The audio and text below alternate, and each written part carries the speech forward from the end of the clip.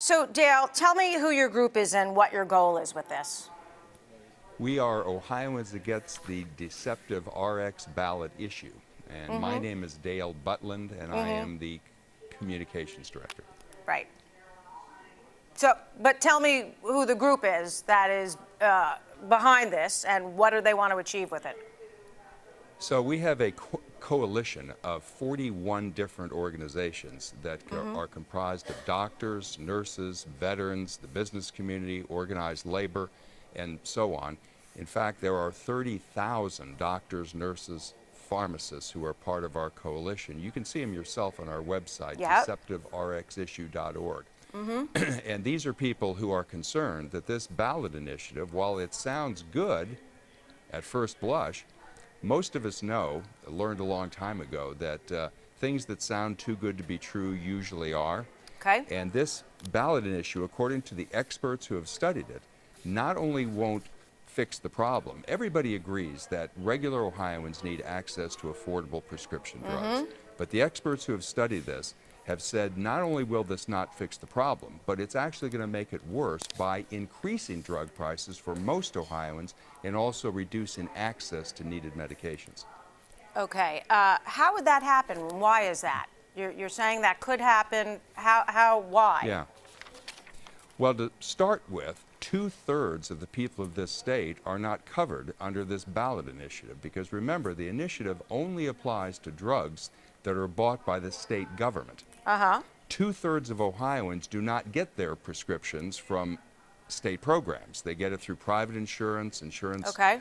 Provided by their employer. Maybe they're on Medicare. Medicare, of course, is a federal program, not a state program. Sure. So none of those people are covered. And even if this ballot initiative could work, which the experts say it can't, but even if it did, and the drug companies were forced to sell drugs to the state for the VA price, like most businesses, they'd probably simply raise the prices on people who aren't covered by this, which is a majority of Ohioans, about 64%, 7 million people. Okay. Is this proposal similar to what was on the ballot in California? Yeah, this ballot proposal is virtually identical to a proposal that was on the California ballot last year and that went down fairly heavily by about 6 points. And maybe more to the point, every major newspaper in the state of California, liberal papers, conservative papers, middle-of-the-road papers, all editorialized against it because they knew it was wrong for California for the same reason that it's wrong for the state of Ohio.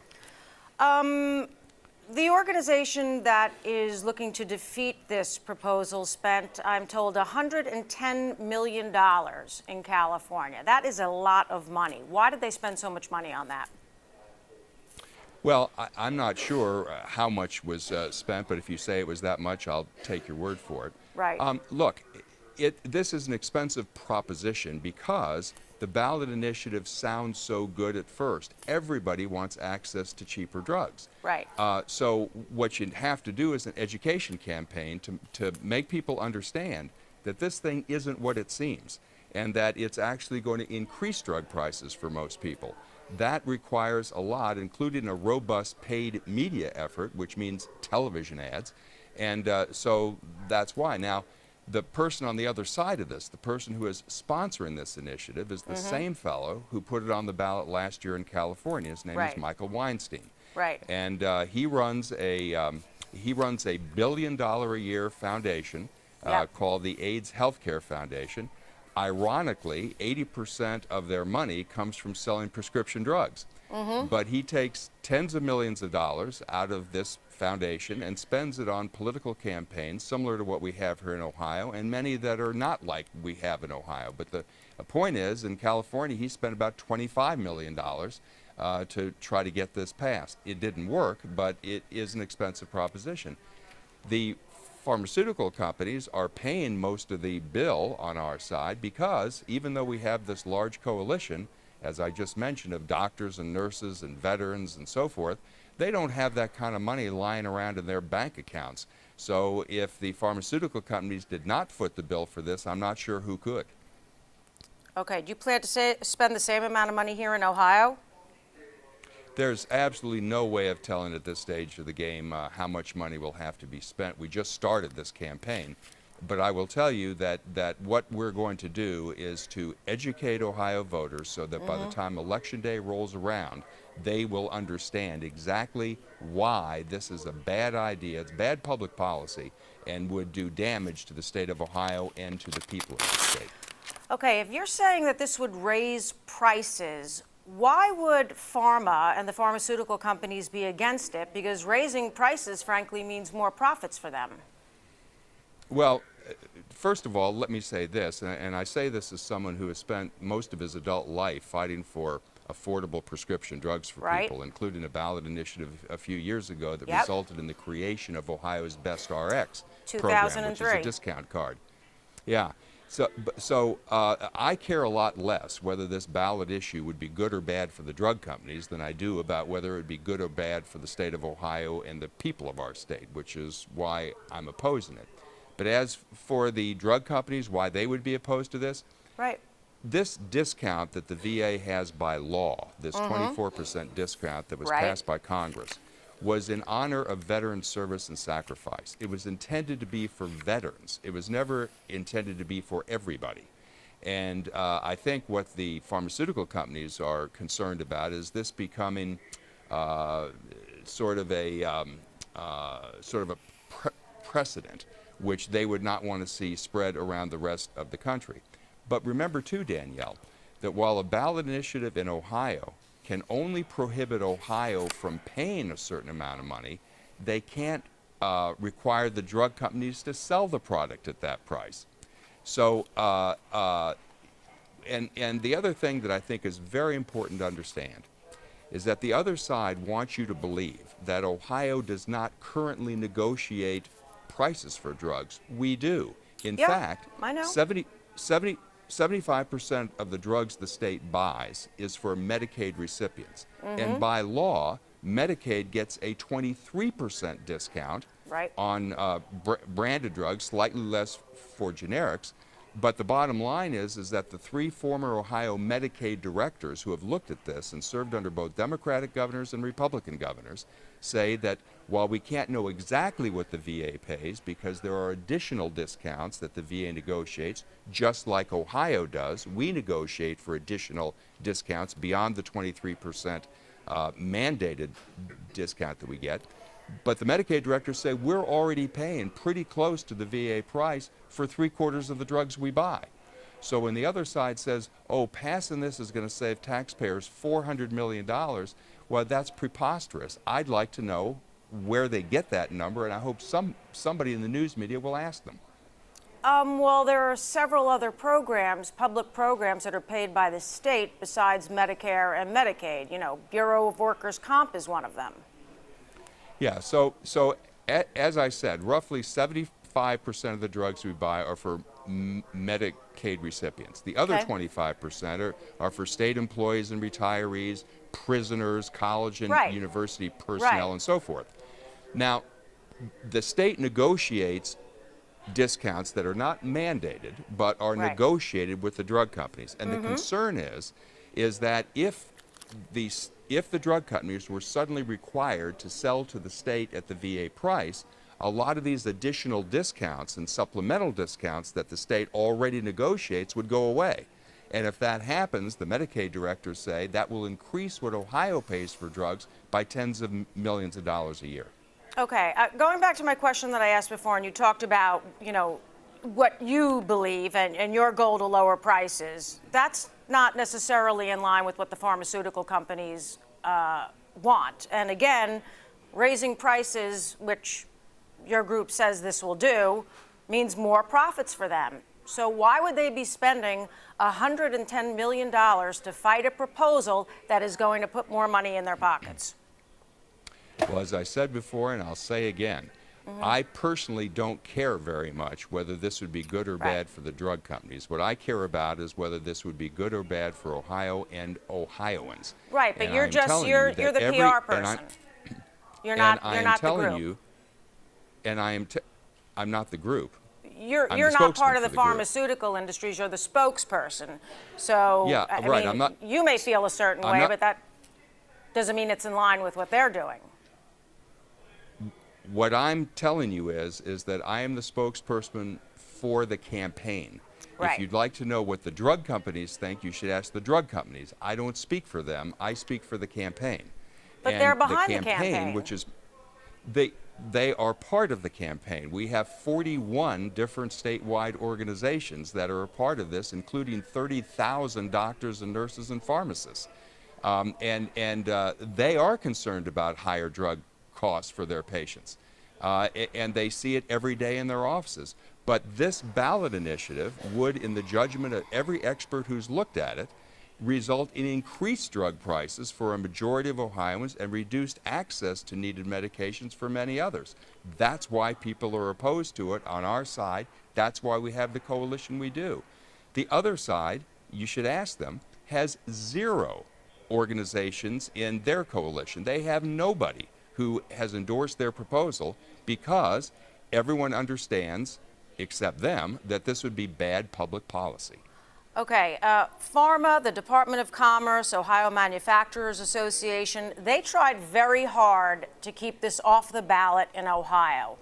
Why wouldn't you just leave this up to Ohio voters instead of trying legal maneuvers to get it off the ballot?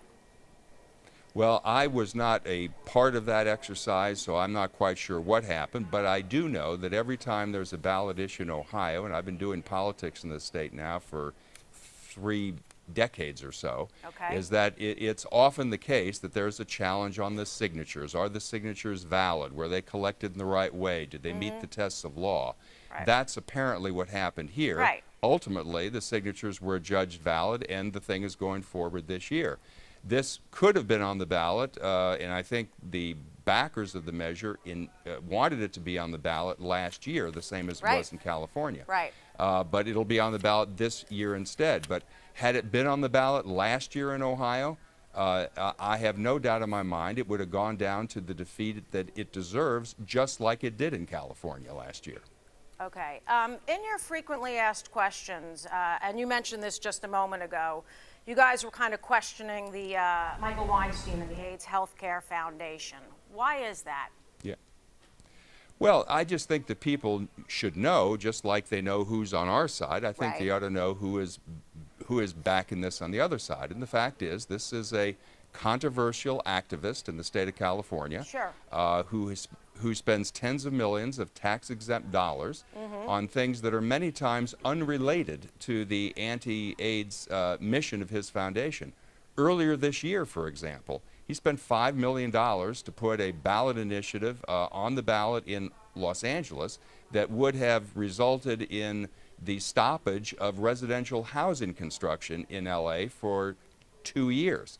Now, it went down pretty big, 70 to 30, but he spent $5 million to do it. What does that have to do with the anti-AIDS mission of his foundation?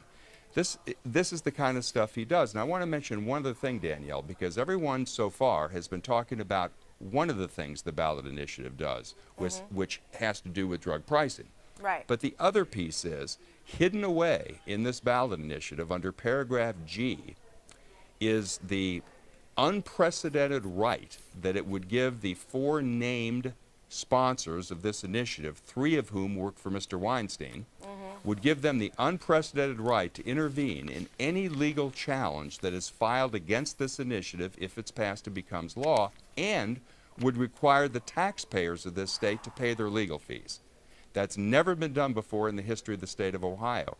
And given the fact that Mr. Weinstein and his foundation are very litigious, they filed some 53 lawsuits against government agencies in various states around the country, including 3 here in the state of Ohio already.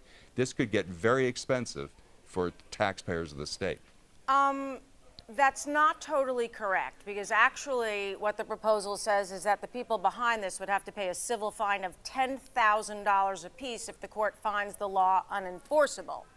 So it's not completely transparent that they're going to have to, that the state's going to have to pick up the cost of any lawsuits. No, actually, Danielle, I would encourage you to read it again. It specifically says that the 4 named sponsors are indemnified by the state of Ohio, which means the taxpayers, with their legal fees.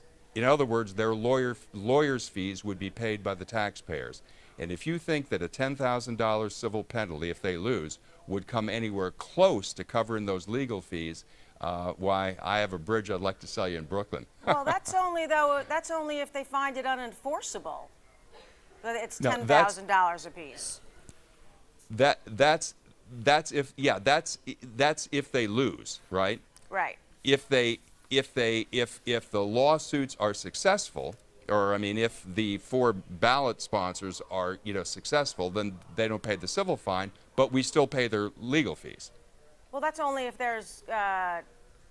if you're contesting the law, if you're going to be suing them for the law. Danielle, I will tell you that everyone who has looked at this is certain that this will lead to a tsunami of lawsuits. Okay. For example, veterans may very well sue. We have every veterans organization in the state as a part of our coalition, including Except the the VFW, Ohio who just joined yesterday. Except the Ohio Department of Veterans. I'm sorry? Except you have a lot of smaller veterans groups, but you don't have the Ohio you're talking about Department of Veterans. Well, because that is a state agency, and the Okay. state doesn't get involved in ballot issues. But I'm talking about private organizations: the VFW, the American Legion, the Order of the Purple Heart, the Korean War veterans, the Jewish War veterans. We have 10 of them, and so they're all opposed because they believe that they are supposed to have this discount that was passed by Congress and given Right. to veterans in honor of their service and sacrifice. This was never supposed to be given to everybody. As the veterans have told me, if everybody's special, then nobody's special. And so I could very well see some of the veterans organizations suing if this thing became law. Now, We need to expand. who would pay the legal fees for, this has never been done in the history of the state of Ohio, Danielle. We have never had anything on the ballot that says that if it's challenged in court, Okay. because remember the Attorney General of Ohio, by law, defends the state when it's sued, right? Yep. But under this ballot proposal, these guys would get to hire their own lawyers, and who would sit presumably side by side with the Attorney General and would intervene in this lawsuit, and we're covering their legal fees. That's never been done in history, and I think the voters ought to know about this before they cast a ballot on this Yeah, issue. I absolutely think they did. But we're running out of time, so let's go to a couple of things. You said that there were so many groups that looked at this proposal and are against it, that it's not going to Yeah. work. Well, the Yes. analysis that was put out of the statute was funded by the pharmaceutical research and manufacturers. You say it's independent and objective. How could this possibly be objective if pharma represents the pharmaceutical industries whose profits would be negatively impacted by this initiative? How could it be objective? Well, first of all, it is not clear, as you just mentioned yourself a moment ago, it's not clear that the profits would be negatively affected. But leave that aside. Okay. The two authors of this, and now we have a third person. These are 3 former Medicaid directors who are nationally respected in their fields. They've worked for both Democratic and Republican governors. And to the extent that, and I'm not saying that you are, but the other side is always trying to denigrate them as hired mercenaries. But they I are think they hired. deserve better than. Well, I think they were deserve. paid. Well, but if you're suggesting that their analysis is flawed as a result of that, or somehow biased as a result of that, I would simply say, then where's the other guy's analysis? Where is the analysis saying that this is a good public policy idea?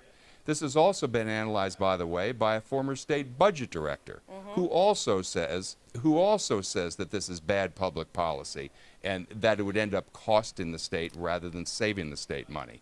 Okay. So I would say that every analysis that's been done has found the same thing.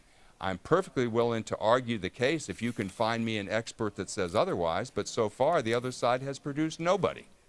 Okay. I'm going to ask you one more question about this. And, I looked at the date. The independent study was released in September 2016.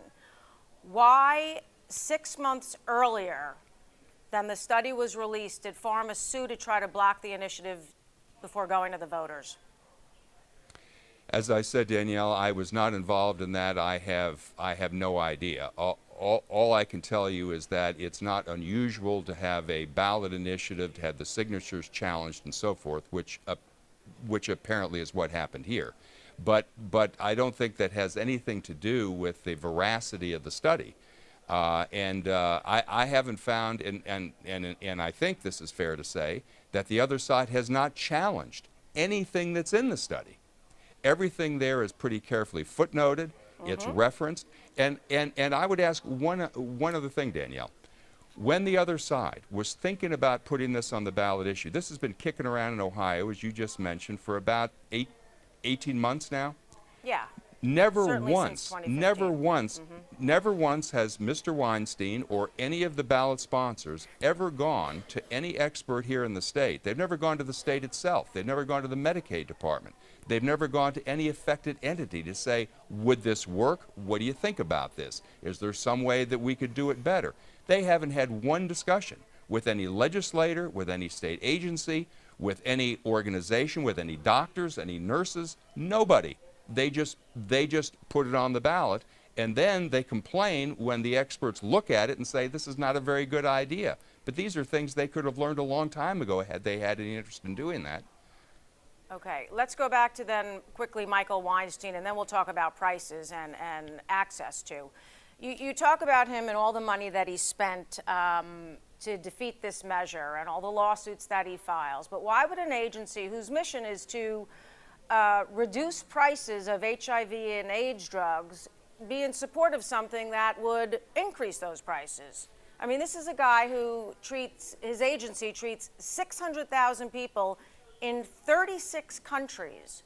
This is his sole mission. Why would he want something that is going to hurt the people who need to buy the drugs? Well, first off, it should be the sole mission of his foundation. I'm not sure it is, as I just indicated to you before, because Mr. Weinstein spends tens of millions of dollars on many things that are unrelated to that. But there's no question that the AIDS Healthcare Foundation has done some good work in the past, and they are continuing to do good work around actually the world on this subject. But let's remember how this becomes a billion-dollar foundation. Mr. Weinstein buys these anti-AIDS and HIV drugs at a very reduced price in something called the 340B program. Okay. So he buys them at a very reduced rate, but those discounts are not passed on to the people he treats. When he charges insurance companies and so forth for the treatments, he bills them the full amount, and the difference between what he paid for the drug and what he's selling them for goes into his foundation. That's how it becomes a billion-dollar foundation. It's also worthy of note that So this ballot you're saying his patients don't get any discounts on their drugs? We can find no evidence that those discounts are passed on to his patients. If they were, if he were giving those drugs out at the same cost or slightly above the same cost that he buys them for, he wouldn't have a billion-dollar foundation. Well, AIDS is a pretty big issue worldwide, and if you're treating people in 36 countries and 600,000 of them, why would you have such a response to your company if you were doing stuff that was kind of questionable in terms of pricing? I'm not suggesting that he's doing anything illegal or wrong. I'm simply saying that's how you build up a billion-dollar foundation is because there's a lot of money that he is saving, for want of a better term, between what he's buying the drugs for and what he's selling them for. And then all that excess goes into his foundation. That's how it becomes a billion-dollar foundation. Okay. But let's be clear about one thing. Even if this ballot initiative passes, it will have no effect on the price of HIV drugs in the state of Ohio. Ohio is already part of a multi-state collaborative that negotiates the best possible prices for HIV drugs. And as a matter of fact, the experts say that we're buying those drugs now for less than the VA pays for them right now. So there's no evidence at all that passing this initiative would have any effect on the price of HIV/AIDS drugs in this state. So you're telling me that they can buy HIV and AIDS drugs at less than the VA can buy? Yes, that appears to be the case, and that is in the study that you just referenced. Okay, the study which, as I brought up, was funded by the pharma industry. But part of this is going to possibly raise the price to vets. Yes. Is the pharmaceutical company really going to turn around with all the negative press that they've had and raise the price to veterans? I mean, just from No. an optics standpoint. No, understand that. No, understand how And by how law, this they works. can't. By law, they can't. No. Okay. And you had Danielle, said here's this the was way. done, and you had said this was done for the veterans, in honor of their service. Well, it wasn't because Big Pharma decided, oh, let's be good to the vets. I mean, the government passed a law saying you had to give it to them for that price. May I talk now? Yep, go ahead. All right, all right. What you are referring to is the 24% mandated discount that's Right. in law. Right. But that's not the lowest price the VA pays, because in addition to that 24% mandated discount that isn't going to go away, you're absolutely right. That is mandated by law. But in addition to that, the VA negotiates additional discounts with the drug manufacturers. Additional discounts, rebates, and so forth, which means that the VA's lowest price is much lower than that 24% discount. But if the drug companies are forced to sell to the state of Ohio or any other state at that mandated VA price, they don't have any incentive anymore to do the additional discounts, the negotiated discounts, and that's what's going to go away. So, And that's what is going to increase the prices. It's not the mandated discount that's going to go away. It's the voluntary discounts. And the same is true on the other side with regard to the state of Ohio. Ohio, like the VA, gets a 23% mandated discount on all the drugs they buy for Medicaid recipients. yeah, That's Medicaid. about 3/4 of the drugs they buy. In addition to that mandated discount, they negotiate additional discounts. And the concern is those are the ones, the additional discounts, the negotiated ones, that are going to go away if this ballot initiative passes. And that's what would raise the price of drugs for the state of Ohio. but again, what I'm saying to you is, are the pharmaceutical companies really going to turn around and say, you know what, because we had to give the state of Ohio lower drug prices, we're not going to give you those discounts anymore for your service that you're saying that they get? Are they really going to come out and say that or do that? Danielle, I'm not sure what you're asking me. Are they going to take away the 24% mandated discount? they Of course, can't. they can't. I'm It is saying- mandated by law. I'm saying, so you're But turning if you're around. You're saying but if that. you're but if you're Go. But what the ballot initiative proponents are saying is that the discount that is now for the VA should be extended to everybody, including the state of Ohio. Yeah. That was never the intent of the law. That was never the intent of the law. It was never intended to be for everybody. It was intended to be for veterans in honor of their service and sacrifice. And if everybody's special, Danielle, nobody's special. Right? Well- It's like a restaurant. If a restaurant says, for veterans, we're going to give a 20% off their dinner bill. And then everyone comes and says, oh, wait a minute, if you're going to give that to veterans, then I want that too. Well, why do they What give does it the to restaurant Medicaid do and in that? Medicare? Why do they give a discount What- to Medicare and Medicare? Because it's mandated by law, just like the Exactly. VA is. So when they're trying What- to mandate this by law to the citizens of Ohio. But it is mandated for Medicaid recipients, not for everybody. And the voluntary discounts, the negotiated ones that are not mandated by law, those are what possible incentive would the drug companies, or frankly any other company selling anything, have to negotiate additional discounts if they're required to give a mandated discount that's supposed to be for one group to everybody? I mean, a restaurant wouldn't do that. But on the same thing, if the state won't buy for the price that you want to sell it at, you're going to say the farms are just going to walk away from all that business? I mean, that's just not plausible. They could take their business Really? to other drug manufacturers. Well, first of all, you have to look at what what Ohio buys in terms of drugs is less than 5% of all the drugs that are bought by states. If you look at all the state purchases of drugs, Okay. what is sold in Ohio is less than 5%. It's Okay. about 4.8%. Then what are they so worried It is about? not.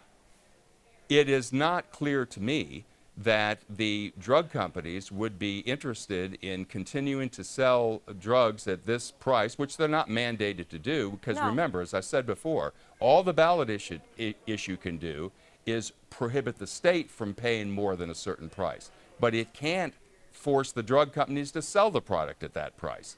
So it's not clear to me that the drug companies wouldn't say, you know, this is not a precedent that we care to set, and so we won't sell the drugs at that price. Because it's going to and then reduce what their does Ohio do? profits. And then what does Ohio do at that point if we can't get the drugs? But we have a law in place saying that we can't pay more than the VA price. What if Ohio cannot negotiate that price with the drug companies? Then what? Okay, so tell me which manufacturers are going to say, well, we're not going to give it to you for that price. Tell me which, you What do you mean? represent this industry, which drug manufacturers are I going to don't- come out and Danielle, say, we're not going to give you that price?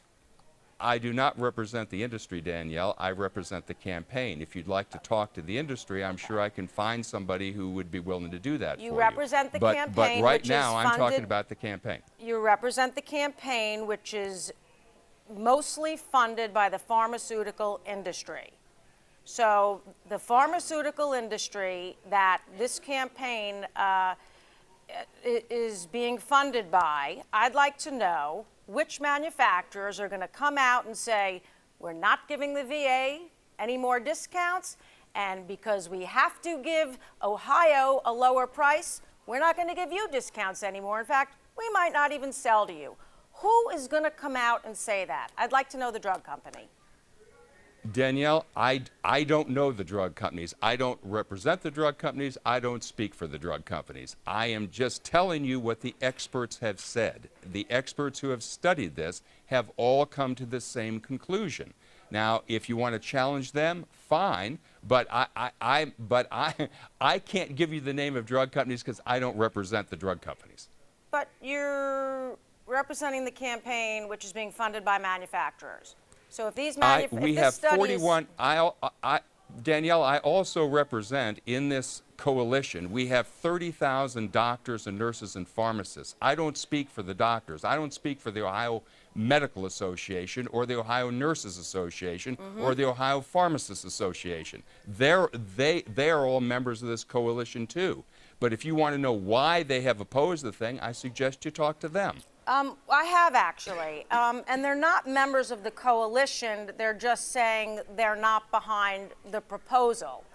And I beg your pardon, Danielle. They have signed on to the coalition, and you can see it. And you can see it on our website. They are part of the Vote No coalition. Well, yeah, but they're not contributing to it. And the organization that I spoke to, specifically NAMI of Ohio, said they just have concerns based on the many presentations that were given to them. So they're really doing it because they're scared versus the fact that they support it, and said they were very open to hearing other suggestions and proposals.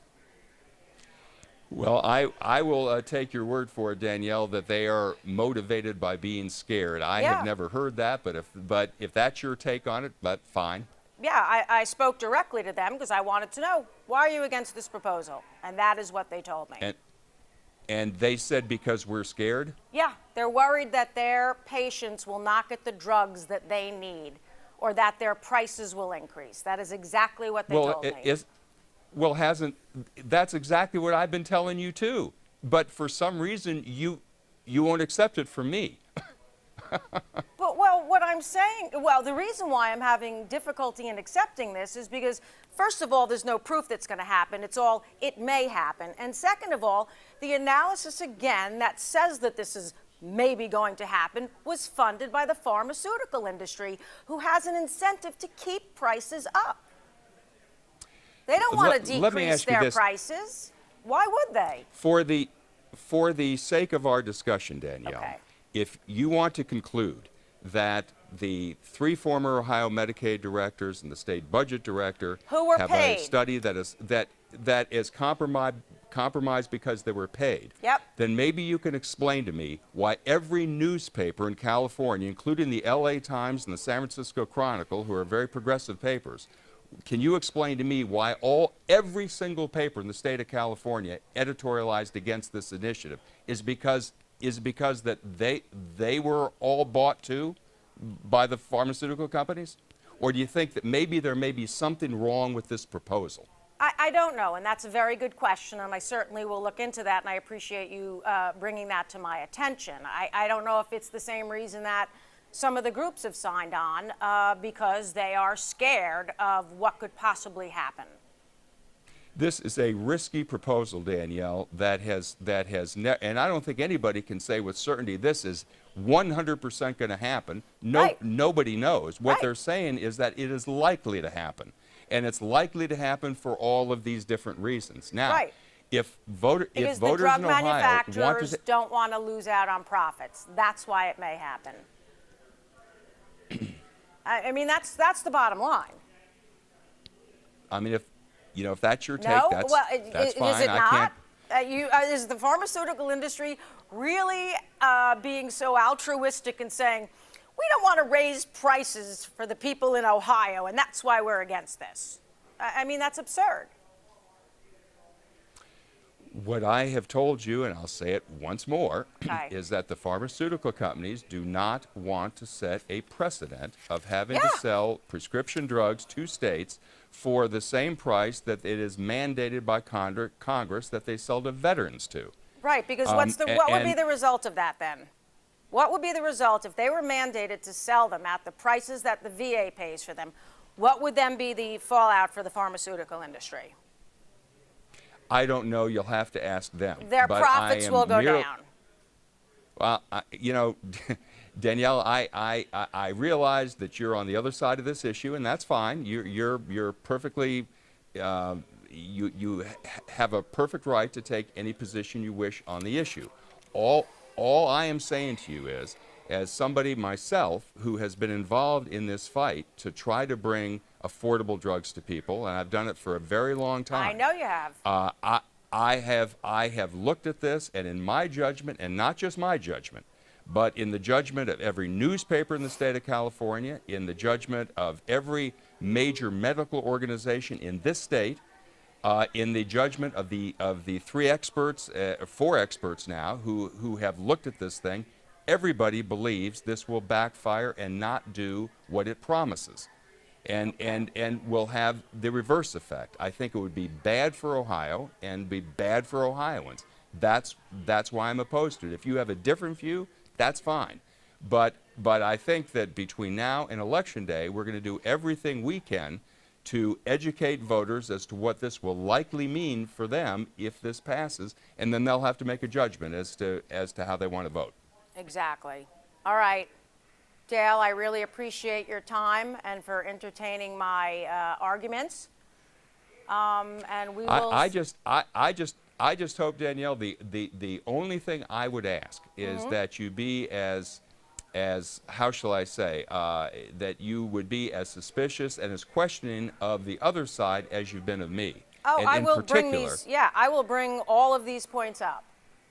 Well, Specific- not just these points. These are the ones that you've raised against me. What I'm saying is, when you look at our FAQs, for example, Yeah, I looked at every as you single noticed, virtually every declarative statement we make has been footnoted with a clickable with a linkable footnote so that you can read the source material yourself.